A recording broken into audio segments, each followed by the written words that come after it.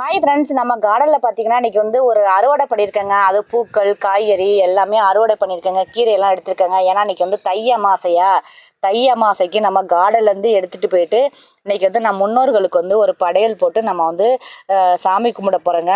அப்போ சாமி கும்பிட்டு நம்ம விரதத்தையும் நம்ம வந்துட்டு அப்புறம் முடிச்சுக்கலாங்க. இங்கே பாருங்கள், நம்ம மாடி தோட்டத்தில் விளைந்த காய்கறி எவ்வளோ காய்கறி நம்ம வந்து எடுத்திருக்கோம்.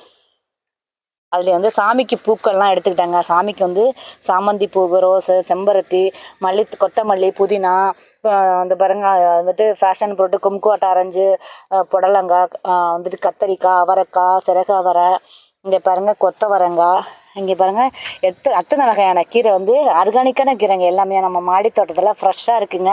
நம்ம எடுத்துகிட்டு வந்திருக்கேங்க. நம்ம மாடி தோட்டம் வந்து நம்ம எதுக்கெல்லாம் பயன்படுதுன்னு பார்த்தீங்கன்னா, இப்போ வந்து இன்றைக்கி தை அமாவாசைக்கு நமக்கு இப்போ வந்து மாடி தோட்டத்தில் உள்ள காய்கறி வந்து நமக்கு பயன்படுதுங்க. ரொம்ப ஹாப்பிங்க. அனைவரும் இயற்கை